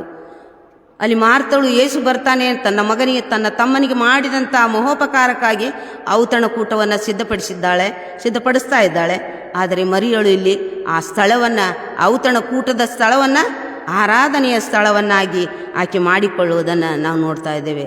ಅವಳ ಆರಾಧನೆಯನ್ನು, ಆ ಪರಿಮಳ ಅಲ್ಲಿದ್ದ ಎಲ್ಲ ಭಕ್ಷ್ಯಭೋಜಗಳಿಗಿಂತಲೂ ಅವತ್ತು ಸುಂದರವಾದಂಥ ಪರಿಮಳದಿಂದ ಆ ಒಂದು ಆರಾಧನೆ ತುಂಬಿಕೊಂಡಿತ್ತು ಎಂಬುದಾಗಿ ನಾವು ನೋಡ್ತೇವೆ. ಆದ್ದರಿಂದ ನಾವು ಏನು ಮಾಡಬೇಕಂದ್ರೆ ಆಕೆ ಅದರ ಬೆಲೆಯನ್ನು, ಆಕೆ ಯೇಸುವಿನ ಪಾದಕ್ಕೆ ಆ ಸುಗಂಧ ತೈಲದ ಪರಿಮಳವನ್ನು ಹಾಕುವಾಗ ಆಕೆ ಅದರ ಬಗ್ಗೆ ಚಿಂತಿಸಲಿಲ್ಲ. ಇಷ್ಟೊಂದು ಬೆಲೆಯುಳ್ಳಂಥ ಒಂದು ಸುಗಂಧ ತೈಲವನ್ನು ನಾನು ಯೇಸುವಿನ ಪಾದಕ್ಕೆ ಅಂದು ಎಂಬುದಾಗಿ ಯಾವತ್ತೂ ಆಕೆ ಚಿಂತಿಸಲಿಲ್ಲ, ಚರ್ಚಿಸಲಿಲ್ಲ, ಅದರ ವಿಷಯದಲ್ಲಿ ಆಲೋಚನೆ ಮಾಡಲಿಲ್ಲ. ಆದರೆ ನಾವು ಕೆಲವೊಂದು ಸಾರಿ ನಾವು ಏನು ಮಾಡ್ತೇವೆ ಅಂದರೆ ಕೆಲವೊಂದು ಕೊಡುವುದರಲ್ಲಿ, ನಾವು ತೆಗೆದುಕೊಳ್ಳುವುದರಲ್ಲಿ ನಾವು ವಿಚಾರವನ್ನು ಮಾಡ್ತೇವೆ. ಆದರೆ ಇಲ್ಲಿ ಮರಿಯಳು ಇಷ್ಟೊಂದು ಬೆಲೆ ಉಳ್ಳದನ್ನು ನಾನು ಹೇಗೆ ಹಾಕಲಿ ಎಂಬುದಾಗಿ ಆಕೆ ವಿಚಾರ ಮಾಡಲಿಲ್ಲ. ತನ್ನದೆಲ್ಲವನ್ನು, ಅಮೂಲ್ಯವಾದದ್ದನ್ನು ಕರ್ತನಿಗೆ ಆಕೆ ಕೊಡುವುದನ್ನು ನಾವು ನೋಡ್ತಾ ಇದ್ದೇವೆ. ಆರಾಧನೆ ಯಾವಾಗಲೂ ಆತನಿಗೆ ಸಲ್ಲತಕ್ಕಂಥದ್ದು. ಆತನೇ ಅದಕ್ಕೆ ಹೊಂದುವುದಕ್ಕೆ ಯೋಗ್ಯನಾಗಿದ್ದಾನೆ. ಯಾರು ನನ್ನನ್ನು ಸನ್ಮಾನಿಸ್ತಾರೋ ಅವರನ್ನು ನಾನು ಸನ್ಮಾನಿಸ್ತೇನೆ, ಯಾರು ನನ್ನನ್ನು ಗೌರವಿಸ್ತಾರೋ ಅವರನ್ನು ನಾನು ಗೌರವಿಸ್ತೇನೆ. ಯಾಕಂದರೆ ನನ್ನ ದೇವರು ಅಂಥ ಉನ್ನತವಾದಂಥ ದೇವರಾಗಿರುವುದರಿಂದ ಅದನ್ನು ಹೊಂದುವುದಕ್ಕೆ ಆತನು ಶಕ್ತನಾಗಿದ್ದಾನೆ. ಆದ್ದರಿಂದ ಪ್ರಿಯ ದೇವಜನರೇ, ಐಶ್ವರ್ಯ, ಹಣ, ಸ್ಥಾನಮಾನ ಏನು ಆತನ ಮುಂದೆ ನಿಲ್ಲುವುದಕ್ಕೆ ಸಾಧ್ಯವೇ ಇಲ್ಲ. ಆದ್ದರಿಂದ ನಾವು ಆರಾಧನೆಯ ಸ್ಥಳವನ್ನು, ಆ ಕರ್ತನು ವಾಸ ಮಾಡುವಂಥ ಸ್ಥಳವನ್ನಾಗಿ ನಾವು ಮಾಡಿಕೊಳ್ಳೋಣ. ದೇವರನ್ನು ನಾವು ಆ ರೀತಿಯಾಗಿ ಬೇಡಿಕೊಳ್ಳೋಣ. ದೇವರೇ, ನಿನ್ನ ಚಿತ್ತದಂತೆ ನಾನು ನಿನ್ನನ್ನು ಆರಾಧಿಸುವುದಕ್ಕೆ ಸಹಾಯ ಮಾಡು ಎಂಬುದಾಗಿ ಕರ್ತನನ್ನು ನಾವು ಬೇಡಿಕೊಳ್ಳುವಂಥವರು ಆಗೋಣ. ಯಾಕಂದರೆ ಮರಿಯಳಲ್ಲಿ ದೇವರಿಗೆ ಆರಾಧನೆಯನ್ನು ಮಾಡುವಾಗ ಯೂದನು ಕೂಡ ಅಲ್ಲಿ ಅಪಸ್ವರ ಎತ್ತುವುದನ್ನು ನಾವು ನೋಡ್ತಾ ಇದ್ದೇವೆ. ಇವತ್ತು ಆರಾಧನೆಯಲ್ಲಿ ಅನೇಕ ಅಡ್ಡಿಗಳು, ಆತಂಕಗಳು ಬರ್ತವೆ. ಅದಕ್ಕೆ ನಾವು ಏನು ಮಾಡ್ಬೋದು? ತಲೆ ಕೆಡಿಸಿಕೊಳ್ಳುವಂಥದ್ದು ಇಲ್ಲ. ಯಾಕಂದ್ರೆ ನನಗೂ ನನ್ನ ಕರ್ತನಿಗೂ ಇರುವಂಥ ಆ ಸಂಬಂಧವನ್ನು ನಾನು ಏನು ಮಾಡಬೇಕು? ಕರ್ತನನ್ನು ನಾವು ಸ್ತುತಿಸಿ ಆರಾಧಿಸುವಂಥದ್ದು ಬಹಳ ಪ್ರಾಮುಖ್ಯವಾದ್ದು. ಮರಿಯಳು ಅಷ್ಟೊಂದು ಜನರಿದ್ದರೂ ಕೂಡ ಯಾರಿಗೆ ಆಕೆ ಹೆದರಲಿಲ್ಲ, ಭಯಪಡಲಿಲ್ಲ. ಆಕೆ ಯೇಸುವಿನ ಪಾದಕ್ಕೆ ಸುಗಂಧ ತೈಲದ, ಅಚ್ಚ ಜಟಮಾಂಸ ತೈಲದ ಸುಗಂಧ ತೈಲವನ್ನು ತಂದು ಯೇಸುವಿನ ಪಾದಕ್ಕೆ ಹಚ್ಚಿ ತನ್ನ ತಲೆ ಕೂದಲಿನಿಂದ ಒರೆಸಿದಳು ಎಂಬುದಾಗಿ ನಾವು ನೋಡ್ತಾ ಇದ್ದೇವೆ. ಹಾಗಾದರೆ ಆ ಮರಿಯಳು ಮಾಡಿದಂಥ ಆ ಕಾರ್ಯ ಯೇಸುವಿನ ಒಂದು ಅಮೂಲ್ಯವಾದಂಥ ಕಾರ್ಯವನ್ನು ಆಕೆ ಮಾಡಿದಳು ಎಂಬುದಾಗಿ ನಾವು ನೋಡ್ತಾ ಇದ್ದೇವೆ. ಹಾಗಾದರೆ ಪ್ರಿಯ ದೇವಜನರೇ, ಇವತ್ತು ನಾವು ಆರಾಧನೆಯಲ್ಲಿ ಸೇರಿ ಬಂದಿದ್ದೇವೆ. ನಾನು ಆರಾಧಿಸುವಂಥ ದೇವರಿಗೆ ನಾನು ದೀನತೆಯಿಂದ ನನ್ನನ್ನು ತಗ್ಗಿಸಿಕೊಂಡು ನಾನು ಆರಾಧಿಸ್ತಾ ಇದ್ದೇನೆ. ಎಲ್ಲಿ ಕರ್ತನ ಸನ್ನಿಧಾನದಲ್ಲಿ ನಮ್ಮನ್ನು ತಗ್ಗಿಸಿಕೊಳ್ಳುವಾಗ ಕರ್ತನು ನಮ್ಮನ್ನು ಮೇಲಕ್ಕೆ ತರುವಂಥವನಾಗಿದ್ದಾನೆ. ಪರಿಸಾಯ ಸುಂಕದವನ ವಿಷಯದಲ್ಲಿ ನೋಡ್ತೇವೆ. ಆತನು ಹೇಳ್ತಾನೆ, ಸುಂಕದವನು ಪರಲೋಕದ ಕಡೆಗೂ ನೋಡುವುದಕ್ಕೆ ಮನಸ್ಸಿಲ್ಲದೆ ಆತನೇನು ಮಾಡಿದ? ಪಾಪಿಯಾದ ನನ್ನನ್ನು ಕರುಣಿಸು. ಒಂದು ಚಿಕ್ಕ ಪ್ರಾರ್ಥನೆ, ಒಂದು ದೊಡ್ಡ ಆಶೀರ್ವಾದವನ್ನು, ಅವನು ನೀತಿವಂತನೆಂಬುದಾಗಿ ನಿರ್ಣಯಿಸಲ್ಪಟ್ಟನು ಎಂಬುದಾಗಿ ದೇವರ ವಾಕ್ಯ ಹೇಳ್ತದೆ. ಹಾಗಾದರೆ ಪ್ರಿಯ ದೇವಜನರೇ, ಇವತ್ತು ನಾವು ಕರ್ತನಿಗೆ ನಾವು ಏನು ಮಾಡಬೇಕು? ನಮ್ಮ ಜೀವಿತಗಳನ್ನು ಮೀಸಲಾಗಿಟ್ಟು ಆರಾಧನೆಯಲ್ಲಿ ಆತನು ಏನಾಗಿದ್ದಾನೆ ಎಂಬುದನ್ನು ನಾವು ಗ್ರಹಿಸಿಕೊಂಡು ಆತನಿಗೆ ನಾವು ಸಲ್ಲಿಸುವಂಥ ಆರಾಧನೆಯನ್ನು, ಕರ್ತನು ಮೆಚ್ಚುವಂಥ ಆರಾಧನೆ ನಮ್ಮದಾಗಬೇಕೆಂಬುದಾಗಿ ನಾವು ಬಯಸುವಂಥವರಾಗೋಣ. ಮೂರನೇದಾಗಿ ನಾವು ನೋಡಿಕೊಳ್ಳೋಣ, ಮೂರನೇದು ಹಾಗೂ ಕೊನೆಯದಾಗಿ ನಾವು ನೋಡಿಕೊಳ್ಳೋಣ, ಮರಿಯಳು ದೇವರಿಗೆ ಅಮೂಲ್ಯವಾದದ್ದನ್ನು ಕೊಟ್ಟಳು ಎಂಬುದಾಗಿ. ಹೌದು, ಖಂಡಿತವಾಗಿಯೂ ಆಕೆ ಏನು ಮಾಡಿದ್ಲು? ಯಾವುದಕ್ಕೂ ಚಿಂತಿಸಲಿಲ್ಲ. ದೇವರಿಗೆ ಆಕೆ ಅಮೂಲ್ಯವಾದದ್ದನ್ನು ಕೊಟ್ಟಳು ಎಂಬುದಾಗಿ ನಾವು ನೋಡ್ತಾ ಇದ್ದೇವೆ. ಇವತ್ತು ಈ ಒಂದು ಸಂದೇಶದ ಮೂಲಕ ದೇವರು ಕೂಡ ನಮಗೆ ಕೊಡುವುದನ್ನು ಕೂಡ ಕಲಿಸಿಕೊಡ್ಲಿಕ್ಕಿದ್ದಾರೆ. ಏನೆಂಬುದಾಗಿ ನಾವು ನೋಡುವಾಗ ಲೂಕನ ಸುವಾರ್ತೆ 21ನೇ ಅಧ್ಯಾಯದಲ್ಲಿ ಕೂಡ ನಾವು ಅಲ್ಲಿ ನೋಡ್ತಾ ಇದ್ದೇವೆ. 1-4 ವಚನಗಳಲ್ಲಿ ನಾವು ನೋಡ್ತಾ ಇದ್ದೇವೆ. ಅಲ್ಲಿ ಯೇಸು ಸ್ವಾಮಿ ದೇವಾಲಯದಲ್ಲಿ ಯಾರು ಅಲ್ಲಿ ಕುಳಿತುಕೊಂಡು ಆತನ ನೋಡ್ತಾ ಇದ್ದಾನೆ, ಅಲ್ಲಿ ಐಶ್ವರ್ಯವಂತರು ಹಾಕುವಂಥ ಕಾಣಿಕೆಗಳನ್ನು, ಬೊಕ್ಕಸದಲ್ಲಿ ಹಾಕುವಂಥ ಕಾಣಿಕೆಗಳನ್ನು ಯೇಸು ನೋಡ್ತಾ ಇದ್ದಾನೆ. ಆಗ ಒಬ್ಬ ವಿಧವೆ ಬಂದು ಅಲ್ಲಿ ಏನು ಮಾಡ್ತಾಳೆ? 2 ಕಾಸುಗಳನ್ನು ಹಾಕಲು ಆತನು ಅದನ್ನು ನೋಡಿ, ನಿಮಗೆ ಸತ್ಯವಾಗಿ ಹೇಳುತ್ತೇನೆ, ಈ ಬಡ ವಿಧವೆ ಎಲ್ಲರಿಗಿಂತಲೂ ಹೆಚ್ಚಾಗಿ ಹಾಕಿದ್ದಾಳೆ. ಹಾಗಾದರೆ ನಾವು ಕೊಡುವುದರಲ್ಲಿ ದೇವರಿಗೆ ನಾವು ಮಿಕ್ಕಿದ್ದನ್ನು ನಾವು ಕೊಡ್ತೇವೆ. ನಮಗೆ ಹೆಚ್ಚಾಗಿದ್ದನ್ನೇ ನಾವು ಇಲ್ಲಿ ಮುಂದೆ ದೇವರ ವಾಕ್ಯ ಹೇಳ್ತದೆ. 4ನೇ ವಚನದಲ್ಲಿ ಹೇಳ್ತಾರೆ, ಅಲ್ಲಿ ಯೇಸು ಸ್ವಾಮಿ ಹೇಳ್ತಾ ಇದ್ದಾರೆ, ಹೇಗೆಂದರೆ ಎಲ್ಲರೂ ತಮಗೆ ಸಾಕಾಗಿ ಮಿಕ್ಕಿದ್ದರಲ್ಲಿ ಕಾಣಿಕೆಯನ್ನು ಕೊಟ್ಟರು. ಈಕೆಯೋ ತನ್ನ ಬಡತನದಲ್ಲಿಯೂ ಕೂಡ ತನಗಿದ್ದ ಜೀವನವನ್ನೆಲ್ಲ ಕೊಟ್ಟು ಬಿಟ್ಟಳು ಎಂಬುದಾಗಿ ದೇವರ ವಾಕ್ಯ ಹೇಳುವುದನ್ನು ನಾವು ನೋಡ್ತಾ ಇದ್ದೇವೆ. ಹಾಗಾದರೆ ಪ್ರಿಯ ದೇವಜನರೇ, ನಾವು ಕೊಡುವುದರಲ್ಲಿ ಕೂಡ ನಾವು ಏನಾಗಿದ್ದೇವೆ? ಕೊಡುವುದರಲ್ಲಿ ಕೂಡ ನಾವು ಹಿಂದೆ ಬಿದ್ದಿದ್ದೇವೆ. ನನ್ನ ಸಭೆ ಅಲ್ಲ, ನನ್ನ ಸಭೆ ಕೊಡುವುದರಲ್ಲಿ ಬಹಳಷ್ಟು ಮುಂದಿದೆ ಎಂಬುದಾಗಿ ನಾನು ಗ್ರಹಿಸ್ಕೊತೇನೆ. ಯಾಕಂದರೆ ನಾನು ಕಂಡಂಥ ಒಂದು ಅನುಭವ ಅದು ನನ್ನ ಸಭೆ. ಆದರೆ ನಮ್ಮ ವೈಯಕ್ತಿಕ ಜೀವಿತದಲ್ಲಿಯೂ ಕೂಡ ನಾನು ದೇವರಿಗೆ ಕೊಡುವಾಗ ಮಿಕ್ಕಿದ್ದನ್ನಲ್ಲ, ನನಗೆ ಹೆಚ್ಚಾಗಿದ್ದನ್ನು ಕೊಡುವುದಲ್ಲ, ದೇವರಿಗೆ ಯೋಗ್ಯವಾದದ್ದನ್ನು ಕೊಡುವುದನ್ನು ನೋಡ್ತೀವಿ. ಆಕೆ ಬಡ ವಿಧವೆ ತನ್ನ ಜೀವನವನ್ನೆಲ್ಲ ಕೊಟ್ಟು ಬಿಟ್ಟಳಂದರೆ ಆಕೆ ತನ್ನ ಜೀವನದ ಆ ದಿನದ ಆಹಾರಕ್ಕಾಗಿ ಇಟ್ಟುಕೊಂಡಂಥ ಹಣವನ್ನು ಕೂಡ ಆಕೆ ಏನು ಮಾಡ್ತಾಳೆ? ಕೊಟ್ಟು ಬಿಡ್ತಾಳೆ. ಆದ್ದರಿಂದ ಆಕೆಯನ್ನು ದೇವರು ಏನು ಮಾಡ್ತಾನೆ? ತನ್ನ ಜೀವನವೆಲ್ಲ ಆಕೆ ಕೊಟ್ಟು ಬಿಟ್ಟಳು ಎಂಬುದಾಗಿ ಕರ್ತನು ಹೇಳ್ತಾನೆ. ನಾವು ಆದಿಕಾಂಡ ಪುಸ್ತಕದಲ್ಲಿ ಕೂಡ ಕಾಯನ ಹೇಬೇಲರ ವಿಷಯದಲ್ಲಿ ನಾವು ನೋಡ್ತೇವೆ. ಅಲ್ಲಿಯೂ ಕೂಡ ಅಲ್ಲಿ ಹೇಬೇಲನ ಕಾಣಿಕೆಯನ್ನು ದೇವರು ಮೆಚ್ಚುತ್ತಾರೆ, ಕಾಯನನ ಕಾಣಿಕೆಯನ್ನು ದೇವರು ಯಾಕೆ ಎಂಬುದಾಗಿ ನಾವು ನೋಡಿದಾದರೆ, ಕಾಯನನು ಏನು ಮಾಡ್ತಾ ಇದ್ದ? ಆತನು ವ್ಯವಸಾಯ ಮಾಡುವವನಾಗಿದ್ದ, ಹೇಬೇಲನು ಕುರಿ ಕಾಯುವನಾಗಿದ್ದ. ಆದರೆ ಈತನು ಹೇಬೇಲನು ಆತನ ಚೊಚ್ಚಲದ ಕುರಿಯನ್ನು ತೆಗೆದುಕೊಂಡು ಬಂದು ದೇವರಿಗೆ ಯಜ್ಞವನ್ನು ಸಮರ್ಪಿಸ್ತಾನೆ. ಈತನು ಬೇಡವಾದಂಥ ತನೆಗಳನ್ನು ತೆಗೆದುಕೊಂಡು ಬಂದು ದೇವರಿಗೆ ಯಜ್ಞವನ್ನು ಆದರೆ ದೇವರು ಅಲ್ಲಿ ಹೇಬೇಲನ ಕಾಣಿಕೆಯನ್ನು ಮೆಚ್ಚುವುದನ್ನು ನೋಡ್ತೇವೆ. ಇವತ್ತು ನಿನ್ನ ಕಾಣಿಕೆಯನ್ನು ದೇವರು ಮೆಚ್ಚಬೇಕಾದರೆ ನಾನು ಕೂಡ ಏನು ಮಾಡಬೇಕು? ಹೆಚ್ಚಾಗಿದ್ದನಲ್ಲ, ದೇವರಿಗೆ ಮೊದಲು ಕೊಡಬೇಕು. ಆ ನಂತರ ನಾನು ನನ್ನ ಜೀವನಕ್ಕೆ ನಾನು ಉಪಯೋಗಿಸಿಕೊಳ್ಳುವಾಗ ಅತ್ಯಧಿಕವಾದ ರೀತಿಯಲ್ಲಿ ದೇವರು ನಮ್ಮನ್ನು ಏನು ಮಾಡ್ತಾನೆ? ಅತ್ಯಧಿಕವಾದ ರೀತಿಯಲ್ಲಿ ದೇವರು ನಮ್ಮನ್ನು ನಡೆಸ್ತಾನೆ. ಆದ್ದರಿಂದ ಕೊಡುವುದರಲ್ಲಿ ಕೂಡ ನಾವು ಏನಾಗಿರ್ಬೇಕಂದ್ರೆ ಎಚ್ಚರವಾಗಿರಬೇಕು. ಯಾಕಂದರೆ ನಾವು ಏನು ಮಾಡ್ತೇವೆ? ಆಲೋಚಿಸಿಕೊಡ್ತೇವೆ, ಎಷ್ಟು ಕೊಡೋಣ, ಏನು ಮಾಡೋಣ ಎಂಬುದಾಗಿ ಕೊಡುವುದಾಗ ನಾವು ಆಲೋಚನೆಯನ್ನು ಮಾಡ್ತೀವಿ. ಆ ರೀತಿಯಾಗಿ ಮಾಡುವುದಲ್ಲ. ಕರ್ತನಲ್ಲಿ ಪ್ರಿಯ ದೇವಜನರೇ, ಕೆಲವರು ಏನು ಮಾಡ್ತಾರೆ? ವಾಚ್ಗಳನ್ನು ಕೊಳ್ಳ್ಕೊಳ್ತಾರೆ. ವಾಚ್ಗಳು ಇದ್ದರೂ ಕೂಡ ಬೆಲೆಯುಳ್ಳಂಥ ವಾಚ್ಗಳು ಇನ್ನೂ ಅವರಿಗೆ ಅದು ಒಂದು ಹವ್ಯಾಸ. ವಾಚ್ ಕೊಂಡುಕೊಳ್ಳುವಂಥದ್ದೇ ಒಂದು ಹವ್ಯಾಸ, ಒಳ್ಳೆಯ ಶೂಗಳನ್ನು ಕೊಳ್ಳುವಂಥದ್ದೇ ಒಂದು ಹವ್ಯಾಸ, ಆಭರಣಗಳನ್ನು ಕೊಳ್ಳುವಂಥದ್ದೇ ಒಂದು ಹವ್ಯಾಸ. ಯಾಕೆಂದರೆ ಇದ್ದರೂ ಕೂಡ ನಾವೇನು ಮಾಡ್ತೇವೆ? ಹೆಚ್ಚಿನದನ್ನು ನಾವು ನಮ್ಮ ಜೀವಿತಕ್ಕೆ ನಾವು ಖರ್ಚು ಮಾಡಿಕೊಳ್ತೇವೆ. ಆದರೆ ವಾಚನ್ನು ನೋಡುವಾಗ ನೀವು ಎಷ್ಟೋ ಬೆಲೆಯುಳ್ಳಂಥ ವಾಚನ್ನು ನೀವು ತೆಗೆದುಕೊಂಡರೂ ಕೂಡ ಕಡಿಮೆ ಬೆಲೆ ಉಳ್ಳಂಥ ವಾಚು ಅದೇ ಸಮಯವನ್ನು ತೋರಿಸ್ತದೆ, ಬೆಲೆ ಉಳ್ಳಂಥ ವಾಚು ಕೂಡ ಅದೇ ಸಮಯವನ್ನು ತೋರಿಸ್ತದೆ. ಆದರೆ ಹೆಚ್ಚಿನದನ್ನು ನಾವೇನು ಮಾಡ್ತೇವೆ? ಹಣವನ್ನು ವ್ಯಯ ಮಾಡ್ತೇವೆ, ಹಾಳು ಮಾಡ್ತೇವೆ. ಅದು ದೇವರು ಇಷ್ಟಪಡುವುದಿಲ್ಲ. ದೇವರು ಅದನ್ನು ಇಷ್ಟಪಡುವುದಿಲ್ಲ. ದೇವರು ಮೆಚ್ಚುವಂಥದ್ದನ್ನು ನಾವು ಮಾಡುವಂಥದ್ದು ಬಹಳ ಪ್ರಾಮುಖ್ಯವಾಗಿದೆ. ಯಾಕಂದರೆ ಎರಡರಲ್ಲಿ ಕೂಡ ಒಂದೇ ಸಮಯವನ್ನು ಅದು ತೋರಿಸುವಾಗ ನಾವು ಅತಿ ಹೆಚ್ಚಾದದ್ದನ್ನು ನಾವು ತೆಗೆದುಕೊಳ್ಳುವಾಗ ನಾವು ಏನು ಮಾಡ್ತೇವೆ? ಇದನ್ನು ಬಿಡ್ತೇವೆ, ಅದನ್ನು ಕಟ್ಕೊತೇವೆ, ಇದನ್ನು ಬಿಡ್ತೇವೆ, ಅದನ್ನು ಹಾಕ್ಕೊತೇವೆ. ಏಕೆಂದರೆ ಕೆಲವರಿಗೆ ಅದು ಇರುವುದಿಲ್ಲ. ದೇವರು ನಮಗೆ ಎಲ್ಲವನ್ನು ಕೊಟ್ಟಿದ್ದಾನೆ. ಆದರೆ ಇದ್ದುದರಲ್ಲಿ ನಾವು ಏನು ಮಾಡಬೇಕು? ಉಳಿದಿದ್ದು ನಾವು ಜೀವಿತಕ್ಕೆ ಎಷ್ಟು ಬೇಕೋ ಅದನ್ನು ನಾವು ಉಪಯೋಗಿಸಿಕೊಂಡು ದೇವರಿಗೆ ನಾವು ಏನು ಮಾಡಬೇಕು? ಹೆಚ್ಚಾದದ್ದನ್ನು ನಾವು ಕೊಡುವುದಕ್ಕೆ ನಾವು ಹೆಚ್ಚಾದದ್ದನ್ನಲ್ಲ, ಅಮೂಲ್ಯವಾದದ್ದನ್ನು ನಾವು ಕೊಡುವುದಕ್ಕೆ ನಾವು ಪ್ರಯತ್ನ ಪಡಬೇಕು. ಯಾಕಂದರೆ ಮರಿಯಳು ಇಲ್ಲಿ ಅಮೂಲ್ಯವಾದದ್ದನ್ನು ಕರ್ತನಿಗೆ ಕೊಟ್ಟಳು. ಅದರ ಆಕೆ ಬೆಲೆಯನ್ನು ಚಿಂತಿಸಲಿಲ್ಲ, ಯೋಚಿಸಲಿಲ್ಲ, ಅಮೂಲ್ಯವಾದದ್ದನ್ನು ದೇವರಿಗೆ ಕೊಟ್ಟಳು ಎಂಬುದಾಗಿ ನಾವು ನೋಡ್ತಾ ಇದ್ದೇವೆ. ದೇವರು ನಾವು ಕೊಡುವುದನ್ನು ನಮ್ಮನ್ನು ನೋಡ್ತಾನೆ. ಕರ್ತನು ಯಾರು ನೋಡಿಲ್ಲ ಎಂಬುದಾಗಿ ನಾವು ಬಯಸುವುದಿಲ್ಲ, ಆದರೆ ಕರ್ತನು ನೋಡ್ತಾನೆ. ಆತನು ಎಲ್ಲವನ್ನ ನೋಡುವಂಥ ದೇವರು. ಆದ್ದರಿಂದ ನಾವು ಏನು ಮಾಡೋಣ? ದೇವರಿಗೆ ಇಷ್ಟವಾದದ್ದನ್ನು ಕೊಡುವುದಕ್ಕೆ ನಾವು ಪ್ರಯತ್ನ ಪಡೋಣ. ಯಾಕಂದರೆ ದೇವರು ನಾವು ಕೊಡುವುದನ್ನು ನೋಡುವಂಥ ದೇವರಾಗಿರುವುದರಿಂದ, ನಮ್ಮ ತಂದೆಯಾದ ದೇವರು ತನ್ನ ಸ್ವಂತ ಮಗನನ್ನೇ ಉಳಿಸಿಕೊಳ್ಳದೆ ನಮಗೋಸ್ಕರ ಆತನು ಏನು ಮಾಡಿದ್ದಾನೆ? ಆತನು ಇಡೀ ಲೋಕದ ಪಾಪ ನಿವಾರಣೆಗೋಸ್ಕರ, ನಮ್ಮನ್ನ ಪಾಪದಿಂದ ಬಿಡುಗಡೆ ಮಾಡುವುದಕ್ಕೋಸ್ಕರ ತನ್ನ ಒಬ್ಬನೇ ಮಗನನ್ನು ಆತನು ನಮಗೋಸ್ಕರವಾಗಿ ಕೊಟ್ಟಿದ್ದಾನೆ.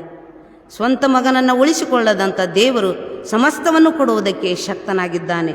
ಆದ್ದರಿಂದ ನಾವು ಏನು ಮಾಡಬೇಕು? ಆತನಿಗಾಗಿ ಆತನು ಸುರಿಸಿದ ರಕ್ತದ ಬೆಲೆಯನ್ನು ಕೂಡ ನಾವು ಏನು ಮಾಡೋಕ್ಕೆ ಆಗೋದಿಲ್ಲ, ಕಟ್ಟಲಿಕ್ಕೆ ಆಗೋದಿಲ್ಲ, ಅದನ್ನು ಕಟ್ಟಲಿಕ್ಕೆ ಸಾಧ್ಯವಿಲ್ಲ. ಆದ್ದರಿಂದ ನಾವು ದೇವರಿಗೆ ಅಮೂಲ್ಯವಾದದ್ದನ್ನು ಕೊಡುವಾಗ ಅದಕ್ಕಿಂತಲೂ ಅತ್ಯುನ್ನತವಾದದ್ದನ್ನು ನಾವು ಹೊಂದಿಕೊಳ್ತೇವೆ ಎಂಬುದನ್ನು ನಾವು ಗ್ರಹಿಸಿಕೊಳ್ಳಬೇಕು. ಒಂದು ಸಾರಿ ಒಬ್ಬರು ಸೇವಕರು ಪ್ರಾರ್ಥನೆಯನ್ನು ಮಾಡ್ತಾ ಇರುವಂಥ ಸಂದರ್ಭದಲ್ಲಿ ಅವರ ಒಂದು ಸಭೆಯಲ್ಲಿ ಅವ್ರಿಗೆ ಏನು ಆಗಿತ್ತಂತೆ? ಆಲಯ ಕಟ್ಟುವುದಕ್ಕಾಗಿ ಒಂದು ಸೈಟ್ ಬೇಕಾಗಿತ್ತಂತೆ. ಅವರು ಎಲ್ಲರಿಗೂ ಹೇಳ್ತಾ ಇದ್ರಂತೆ, ಸೈಟ್ ಯಾರಾದರೂ ಕೊಡೋರಿದ್ರೆ ನೋಡ್ರಿ, ದೇವಾಲಯವನ್ನು ಕಟ್ಟಬೇಕನ್ನುವಂಥ ಆಸೆ ಇದೆ, ನನಗೆ ದರ್ಶನ ಇದೆ ಎಂಬುದಾಗಿ ಆ ಸೇವಕರು ಹೇಳ್ತಾ ಇದ್ರಂತೆ. ಆದರೆ ಅಲ್ಲಿ ಕರ್ತನು ಹೇಳಿದಂತೆ, ನಿನಗೆ ಮೇನ್ ರೋಡ್ನಲ್ಲಿ ನಿನಗೊಂದು ಸೈಟ್ ಇದೆಯಲ್ಲ, ಆ ಸೈಟನ್ನು ನೀನೇನು ಮಾಡು, ನಿನ್ನ ಆಲಯಕ್ಕೆ ಬರೆದು ಕೊಡು ಎಂಬುದಾಗಿ ಹೇಳುವಾಗ ದೇವರು ಆ ಮನುಷ್ಯನ ಆ ಸೇವಕರ ಹೃದಯದಲ್ಲಿದ್ದಂಥ ಒಂದು ಸಂದೇಶವನ್ನು ಇಡೀ ಸಭೆಗೆ ಅದು ಗೊತ್ತಾಗುವಾಗ ಆ ಸೇವಕರು ಆ ಸೈಟನ್ನು ದೇವಾಲಯಕ್ಕೋಸ್ಕರ ಬರೆದು ಕೊಟ್ಟರಂತೆ. ದೇವರು ಈ ರೀತಿಯಾದಂಥ ರೀತಿಯಲ್ಲಿ ತನ್ನ ಕಾರ್ಯವನ್ನು ಏನು ಮಾಡ್ತಾನೆ, ಅದನ್ನು ಪರಿಪೂರ್ಣಗೊಳಿಸಿಕೊಳ್ತಾನೆ. ಆದ್ದರಿಂದ ನಾವು ದೇವರಿಗೆ ಕೊಡುವಾಗ ನಾವು ಅತ್ಯಧಿಕವಾದದ್ದನ್ನು, ಬೆಲೆ ಉಳ್ಳದ್ದನ್ನು ನಾವು ಕೊಡೋಣ. ನಮಗೆ ಮಿಕ್ಕದ್ದನ್ನಲ್ಲ, ಅಮೂಲ್ಯವಾದದ್ದನ್ನೇ ನಾವು ದೇವರಿಗೆ ಕೊಡುವುದಕ್ಕೆ ನಾವು ಶಕ್ತರಾಗಿರಬೇಕು. ಯಾಕಂದರೆ ಕರ್ತನಲ್ಲಿ ಪ್ರಿಯ ದೇವಜನ, ನಾವು ಕೊಡುವಾಗ ಅಮೂಲ್ಯವಾದದ್ದನ್ನು ದೇವರಿಗೆ ಕೊಡೋಣ. ಅಮೂಲ್ಯವಾದದ್ದನ್ನು ಕೊಡುವಾಗ ದೇವರು ಅದ್ಭುತವಾದ ರೀತಿಯಲ್ಲಿ ನಮ್ಮನ್ನು ಆಶೀರ್ವಾದವನ್ನು ಕೊಡ್ತಾನೆ. ಅದನ್ನು ನಾವು ಹೊಂದಿಕೊಳ್ಳೋದಕ್ಕೆ ನಾವು ಶಕ್ತರಾಗುವಂತೆ ದೇವರು ನಮಗೆ ಸಹಾಯ ಮಾಡ್ತಾನೆ. ಆದ್ದರಿಂದ ದೇವರಿಗೆ ಕೊಡುವಾಗ ನಾವು ಅಮೂಲ್ಯವಾದದ್ದನ್ನು ಕೊಡೋದಕ್ಕೆ ನಾವು ಪ್ರಯತ್ನವನ್ನು ಪಡೋಣ. ಆಗ ದೇವರು ನಮ್ಮನ್ನು ಆಶೀರ್ವಾದದ ಜೀವಿತಕ್ಕೆ ನಡೆಸುವಂಥವನಾಗಿದ್ದಾನೆ.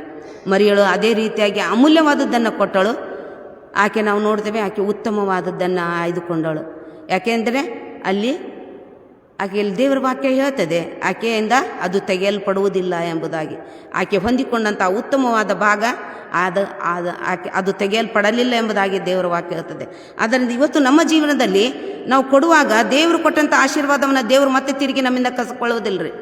ಆದ್ದರಿಂದ ನಾವು ಕೊಡುವುದರಲ್ಲಿ ಬಹಳಷ್ಟು ನಾವು ಮುಂದೆ ಸಾಗೋಣ. ಯಾಕಂದರೆ ದೇವರು ಆ ರೀತಿಯಾಗಿ ನಾವು ಸಾಗುವಾಗ ಕರ್ತನು ನಮ್ಮನ್ನು ಆಶೀರ್ವದಿಸುವಂಥವನಾಗಿದ್ದಾನೆ. ಆದ್ದರಿಂದ ಈ ಬೆಳಗಿನ ಜಾವದಲ್ಲಿ ದೇವರಿಗೆ ನಾವು ಕೊಡುವುದರಲ್ಲಿ ಕೂಡ ನಮ್ಮನ್ನು ನಾವು ಸರಿಪಡಿಸಿಕೊಳ್ಳುವಂಥದ್ದು ಬಹಳ ಪ್ರಾಮುಖ್ಯವಾದದ್ದು. 2 ಕೊರಿಂಥ 5ನೇ ಅಧ್ಯಾಯ ಅಲ್ಲಿ 15ನೇ ವಚನದಲ್ಲಿ ನಾವು ನೋಡ್ತಾ ಇದ್ದೇವೆ, ನಾವು ದೇವರ ಮುಂದೆ ಏನಾಗಿದ್ದೇವೆ ಅಂತೆ, ಕ್ರಿಸ್ತನ ಪರಿಮಳವಾಗಿದ್ದೇವೆ. 2 ಕೊರಿಂಥ 2ನೇ ಅಧ್ಯಾಯ ಅಲ್ಲಿ ನಾವು ನೋಡ್ತಾ ಇದ್ದೇವೆ. ನಾವು 15ನೇ ವಚನದ 2ನೇ ಭಾಗದಲ್ಲಿ ನಾವು ನೋಡ್ತಾ ಇದ್ದೇವೆ, ನಾವು ಕ್ರಿಸ್ತನ ಪರಿಮಳವಾಗಿದ್ದೇವೆ ಅಂತೆ. ದೇವರ ಮುಂದೆ ನಾವು ಕ್ರಿಸ್ತನ ಪರಿಮಳ ಅಂದರೆ ನಮ್ಮ ಜೀವಿತದ ಪರಿಮಳ ಕ್ರಿಸ್ತನ ಮುಂದೆ ಏನಾಗಬೇಕು, ಅದು ಗಮನಿಸಬೇಕು. ಆತನ ಪ್ರಸನ್ನತೆಯನ್ನು ನಾವು ಅನುಭವಿಸಬೇಕು, ಆತನನ್ನು ನಾವು ಆರಾಧಿಸಬೇಕು, ಅಮೂಲ್ಯವಾದದ್ದನ್ನು ಆತನಿಗೆ ಕೊಡುವುದಕ್ಕೆ ನಾವು ಶಕ್ತರಾಗಬೇಕು. ಆಗ ಮಾತ್ರ ನಾವು ಏನಾಗ್ತೇವೆ, ಇತರರಿಗೆ ನನ್ನ ಜೀವಿತದ ಮೂಲಕ ಆ ಕ್ರಿಸ್ತನ ಆ ಪರಿಮಳ ಸಾರುವುದಕ್ಕೆ ಸಾಧ್ಯತೆ ಇದೆ. ಯೇಸು ಕ್ರಿಸ್ತನು ಇಡೀ ಲೋಕಕ್ಕೋಸ್ಕರ ಆತನು ಸತ್ತು ಜೀವಿತನಾಗಿ 3ನೇ ದಿನದಲ್ಲಿ ಎದ್ದು ಬಂದಂಥ ಯೇಸು ಕ್ರಿಸ್ತನ ಆ ಪರಿಮಳ ಇಂದು ಲೋಕದಲ್ಲೆಲ್ಲ ಆ ಪರಿಮಳ ಹರಡಿಕೊಂಡಿದೆ. ಆ ಪರಿಮಳದಲ್ಲಿ ನಾವುಗಳು ಭಾಗಿಗಳಾಗಬೇಕು, ಅದನ್ನು ಹೊಂದಿಕೊಳ್ಬೇಕು. ಆ ಪರಿಮಳವನ್ನು ಇತರರಿಗೆ ಅದನ್ನು ತಿಳಿಸಬೇಕು. ಆ ಕ್ರಿಸ್ತನ ಆ ಸುಗಂಧ ವಾಸನೆ, ಆತನು ಸಾರಿದಂಥ ಸುವಾರ್ತೆ ಎಲ್ಲವೂ ಮಾಡಿದಂಥ ಕಾರ್ಯಗಳನ್ನು ನಾವು ಏನು ಮಾಡಬೇಕು, ಇತರರನ್ನು ಕ್ರಿಸ್ತನ ಬಳಿಗೆ ನಡೆಸುವುದಕ್ಕೆ ನಾವು ಕೂಡ ಅಮೂಲ್ಯವಾದದ್ದನ್ನು ಕ್ರಿಸ್ತನಿಗೆ ಕೊಡುವುದಕ್ಕೆ ನಾವು ಶಕ್ತರಾಗ್ತೇವೆ. ಆದ್ದರಿಂದ ಪ್ರಿಯ ದೇವಜನರೇ, ಈ ರೀತಿಯಾಗಿ ತಂದೆಯಾದ ದೇವರಿಗೆ ಕೊಡುವಾಗ ಶ್ರೇಷ್ಠವಾದದ್ದನ್ನು, ಅಮೂಲ್ಯವಾದದ್ದನ್ನು ನಾವು ನಮ್ಮ ಜೀವನದಲ್ಲಿ ಹೊಂದಿಕೊಳ್ಳುವುದಕ್ಕೆ ಸಾಧ್ಯತೆ ಇದೆ. ಆದ್ದರಿಂದ ಕರ್ತನು ಈ ಉದಯ ಕಾಲದಲ್ಲಿ ಕೊಟ್ಟಂಥ ಈ ವಾಕ್ಯಗಳನ್ನು ನಾವು ಆಶೀರ್ವದಿಸಿ ನಮ್ಮನ್ನು ಬಲಪಡಿಸಿ ನಡೆಸಲಿ. ಯಾಕಂದರೆ ಶ್ರೇಷ್ಠವಾದದ್ದನ್ನು ಮರಿಯಳು ಕೊಟ್ಟಲು, ಉತ್ತಮವಾದದ್ದನ್ನು ಆಕೆ ಹೊಂದಿಕೊಂಡು ಆಕೆ ಜೀವನದಿಂದ ಅದು ತೆಗೆಯಲ್ಪಡಲಿಲ್ಲ ಎಂಬುದಾಗಿ ಹೇಳುವಾಗ, ಇವತ್ತು ನಿನ್ನ ಜೀವಿತ ಯಾವ ರೀತಿಯಾಗಿದೆ, ನಮ್ಮನ್ನು ನಾವು ಪರೀಕ್ಷಿಸಿಕೊಂಡು ಕರ್ತನಿಗೆ ನಮ್ಮ ಜೀವಿತಗಳನ್ನು ಸಮರ್ಪಿಸಿಕೊಟ್ಟವರಾಗಿ ಕರ್ತನಿಗಾಗಿ ನಾವು ಜೀವಿಸುವಂಥವರು ನಾವಾಗೋಣ. ಹೀಗಾಗುವಂತೆ ದೇವರ ಆತ್ಮನು ನಮ್ಮನ್ನು ಆಶೀರ್ವದಿಸಿ ಬಲಪಡಿಸಿ ಮುನ್ನಡೆಸಲಿ. ಆಮೇಲೆ ಪ್ರಾರ್ಥನೆ ಮಾಡೋಣ. ಪ್ರೀತಿಯುಳ್ಳ ದೇವರೇ, ಈ ಸಮಯಕ್ಕಾಗಿ ಸ್ತೋತ್ರ ಸ್ವಾಮಿ. ದೇವರೇ, ಕೊಟ್ಟಂಥ ವಾಕ್ಯಕ್ಕಾಗಿ ನಿನಗೆ ಸ್ತೋತ್ರ ಸ್ವಾಮಿ. ದೇವರೇ, ಅಪ್ಪ ಕರ್ತನೆ, ತಂದೆಯಾದ ದೇವರೇ, ನಿನ್ನ ಪ್ರಸನ್ನತೆಯನ್ನು ನಾವು ಅನುಭವಿಸುವಂತೆ ಮರಿಯಳು ಯಾವ ರೀತಿಯಾಗಿ ದೇವರೇ ಅಪ್ಪ ಸ್ವಾಮಿ ನಿನ್ನ ಪ್ರಸನ್ನತೆಯನ್ನು ಅನುಭವಿಸಿದಳು, ಆ ರೀತಿಯಾಗಿ ದೇವರೇ ನಮ್ಮ ಜೀವಿತಗಳಲ್ಲಿ ನಾವು ಕೂಡ ನಿನ್ನ ಪ್ರಸನ್ನತೆಯನ್ನು ನೀನು ಏನಾಗಿದ್ದೆ ಎಂಬುದನ್ನು ಗ್ರಹಿಸಿಕೊಂಡು ನಿನ್ನನ್ನು ಆರಾಧಿಸುವಂತೆ ಸಹಾಯ ಮಾಡು ಸ್ವಾಮಿ. ದೇವರೇ, ನಿನ್ನನ್ನು ಆರಾಧಿಸುವುದರಲ್ಲಿ ಕರ್ತನೆ ಅಪ್ಪ ಸ್ವಾಮಿ ನಮ್ಮನ್ನು ಬಲಗೊಳಿಸು ಸ್ವಾಮಿ. ನೀನು ಏನಾಗಿದ್ದಿ ಎಂಬುದನ್ನು ಗ್ರಹಿಸಿಕೊಳ್ಳುವುದಕ್ಕೆ ಸಹಾಯ ಮಾಡು. ಮಾತ್ರವಲ್ಲದೆ ಕರ್ತನೆ, ತಂದೆಯಾದ ದೇವರೇ, ನಿನಗೆ ಕೊಡುವುದರಲ್ಲಿ ಕೂಡ ಕರ್ತನೆ ನಮಗೆ ಹೆಚ್ಚಾದದ್ದನ್ನಲ್ಲ ಸ್ವಾಮಿ ಅಪ್ಪ ಕರ್ತನೆ, ನಿನಗೆ ಅಮೂಲ್ಯವಾದದ್ದನ್ನು ಕೊಡುವುದಕ್ಕೆ ನಮ್ಮನ್ನು ಶಕ್ತರನ್ನಾಗಿ ಮಾಡು ಎಂಬುದಾಗಿ ಉದಯ ಕಾಲದಲ್ಲಿ ಬೇಡ್ಕೊಳ್ತೇನೆ ಸ್ವಾಮಿ. ದೇವರೇ, ಈ ಸಮಯದಲ್ಲಿ ಕರ್ತನೆ ಈ ಧ್ವನಿವರ್ಧಕದ ಮೂಲಕ ಬಿತ್ತಿದಂಥ ಈ ವಾಕ್ಯ ಸ್ವಾಮಿ ಅಪ್ಪ ಕರ್ತನೆ ಜನರ ಜೀವಿತಗಳಲ್ಲಿ ಕಾರ್ಯ ಮಾಡಲಿ ಸ್ವಾಮಿ. ದೇವರೇ, ಈ ಸೇವೆಯನ್ನು ಮಾಡ್ತಿರುವಂಥ ಎಲ್ಲ ನಿನ್ನ ಮಕ್ಕಳನ್ನು ಕರ್ತನೆ ನಿನ್ನ ಕರಗಳಲ್ಲಿ ಒಪ್ಪಿಸಿಕೊಡ್ತೇವೆ. ಇನ್ನು ಬಿರುವಾಗಲೇ ಕರ್ತನೆ ನಸುಕಿನಲ್ಲಿಯೇ ಬಂದು ಎಲ್ಲ ಸಿದ್ಧತೆಯನ್ನು ಮಾಡಿ ಕರ್ತನೆ ನಿನ್ನ ಒಂದು ಸುವಾರ್ತೆ ಜನರ ಕಿವಿಗೆ ಬೀಳಬೇಕೆನ್ನುವಂಥ ಉದ್ದೇಶದಿಂದ ಕರ್ತನೆ ಅವರು ಮಾಡುವಂಥ ಈ ಸೇವೆಯನ್ನು ಆಶೀರ್ವದಿಸು. ಈ ಸೇವೆಯಲ್ಲಿ ದೇವರೇ, ನೀವು ಪಡುವಂಥ ಪ್ರಯಾಸ ಎಂದಿಗೂ ವ್ಯರ್ಥವಾಗುವುದಿಲ್ಲ ಎಂಬುದಾಗಿ ಹೇಳಿದ್ದಿ ಸ್ವಾಮಿ. ಅದಕ್ಕೆ ನೀನು ಬಹುಮಾನ ಕೊಡುವಂಥ ದೇವರಾಗಿದ್ದಿ ಅಪ್ಪ ಕರ್ತನೆ, ಇದಕ್ಕೆ ಶ್ರಮಿಸ್ತಿರುವಂಥ ಎಲ್ಲ ನಿನ್ನ ಭಕ್ತ ಸಮೂಹವನ್ನು, ಹಾಡುವಂಥವರನ್ನು ಕರ್ತನೆ, ವಾದ್ಯ ಬಾರಿಸುವಂಥವರನ್ನು ದೇವರೇ, ವಾಕ್ಯ ಸಂದೇಶ ಕೊಡುವಂಥವರನ್ನು, ಮತ್ತು ಕರ್ತನೆ ತಂದೆಯಾದ ದೇವರೇ, ಧ್ವನಿವರ್ಧಕದ ಮೂಲಕ, ಆನ್ಲೈನ್ ಮೂಲಕ ದೇವರೇ ಅಪ್ಪ ಸ್ವಾಮಿ ಮಾಡುವಂಥ ಕಾರ್ಯವನ್ನು ನೀನು ಆಶೀರ್ವದಿಸು ಕರ್ತನೆ. ಆ ಮಕ್ಕಳಿಗೆ ಕೊಟ್ಟಂಥ ಎಲ್ಲ ತಲಾಂತುಗಳಿಗಾಗಿ ನಿನಗೆ ಸ್ತೋತ್ರ ಸಲ್ಲಿಸ್ತೇನೆ ಕರ್ತನೆ. ಇನ್ನೂ ಹೆಚ್ಚಾಗಿ ಮಕ್ಕಳನ್ನು ಅಭಿಷೇಕಿಸು ಸ್ವಾಮಿ. ಅಪ್ಪ ಕರ್ತನೆ, ಇನ್ನೂ ಅನೇಕರನ್ನು ನಿನ್ನ ಬಳಿಗೆ ತರುವಂಥ ಸಾಧನವನ್ನಾಗಿ ಅವರನ್ನು ಮಾರ್ಪಡಿಸು ಸ್ವಾಮಿ. ಕರ್ತನೆ, ಸೇರಿ ಬಂದಂತೆಲ್ಲ ದೇವಜನರನ್ನು ನಿನ್ನ ಕರಗಳಲ್ಲಿ ಒಪ್ಪಿಸಿಕೊಡ್ತೇನಪ್ಪ ಸ್ವಾಮಿ. ಈ 46 ದಿನಗಳ ಕಾಲ ನಿನ್ನ ಪಾದ ಸನ್ನಿಧಿಯಲ್ಲಿ ಕಳೆಯುವಂಥ ಒಂದು ಕೃಪೆ ಕೊಟ್ಟಿದ್ದಿ ಸ್ವಾಮಿ. ಅದಕ್ಕಾಗಿ ಸ್ತೋತ್ರ ದೇವರೇ. ನಮ್ಮ ಜೀವಿತ ಕಾಲವೆಲ್ಲ ನಿನ್ನೊಟ್ಟಿಗೆ ನಾವು ಕಳೆಯುವುದರ ಮೂಲಕ ಕರ್ತನೆ, ನಿನಗೆ ಮಹಿಮೆ ತರುವ ರೀತಿಯಲ್ಲಿ ಕರ್ತನೆ ನಾವು ಜೀವಿಸಲಿಕ್ಕಾಗುವ ಹಾಗೆ ನಿನ್ನ ಕೃಪೆ ಕೊಟ್ಟು ನಡೆಸು ಎಂಬುದಾಗಿ ನಿನ್ನಲ್ಲಿ ಬೇಡ್ಕೊಳ್ತೇನೆ ಸ್ವಾಮಿ. ಹೀಗೆ ಕರ್ತನೆ ತಂದೆಯಾದ ದೇವರೇ, ಈ ಉದಯ ಕಾಲದ ಆರಾಧನೆಯಲ್ಲಿ ನಿನ್ನ ಪ್ರಸನ್ನತೆಯನ್ನಿಟ್ಟು ನಮ್ಮನ್ನು ನಡೆಸಿದ್ದಕ್ಕಾಗಿ ನಿನಗೆ ಸ್ತೋತ್ರ ಸಲ್ಲಿಸುತ್ತಾ ಯೇಸು ನಾಮದಲ್ಲಿ ದೀನತೆಯಿಂದ ಬೇಡಿಕೊಂಡು ಹೊಂದಿದ್ದೇನೆ ನನ್ನ ತಂದೆಯೇ, ಆಮೇನ್.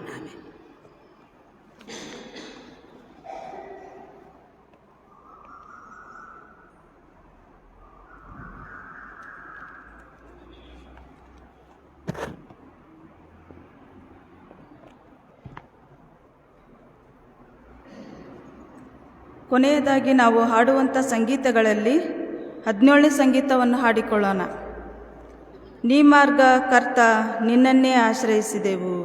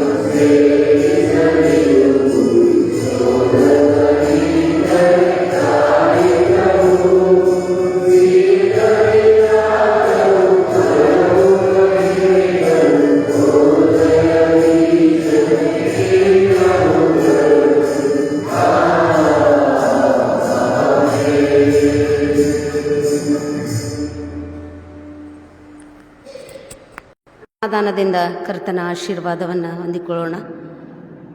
ನಮ್ಮ ಕರ್ತನಾದ ಯೇಸು ಕ್ರಿಸ್ತನೇ ನಿನ್ನ ಕೃಪೆಯು, ತಂದೆಯಾದ ದೇವರೇ ನಿನ್ನ ಪ್ರೀತಿಯು, ಪ್ರೀತಿಯುಳ್ಳ ಪವಿತ್ರಾತ್ಮನೇ ನಿನ್ನ ಅನ್ಯೋನ್ಯತೆಯು ಈಗಲೂ ಯಾವಾಗಲೂ ಎಂದೆಂದಿಗೂ ಸಕಲ ಪರಿಶುದ್ಧರೊಟ್ಟಿಗೂ ಕಷ್ಟ, ನೋವು, ಬೇನೆ, ಬೇಸರಕ್ಕೆ, ಮರಣದ ಹಾಸಿಗೆಯಲ್ಲಿರ್ತಕ್ಕಂಥ ಪ್ರತಿಯೊಂದು ಪ್ರಾಣಾತ್ಮಗಳ ಸಂಗಡಲು, ವಿಶೇಷವಾಗಿ ಧ್ವನಿವರ್ಧಕದ ಮೂಲಕ ವಾಕ್ಯವನ್ನು ಕೇಳಿದಂಥ ನಿನ್ನ ಮಕ್ಕಳ ಸಂಗಡಲು ನಿತ್ಯ ನಿರಂತರ ಕಾಲಕ್ಕೂ ನೆಲೆಯಾಗಿರಲಿ. ಆಮೇನ್.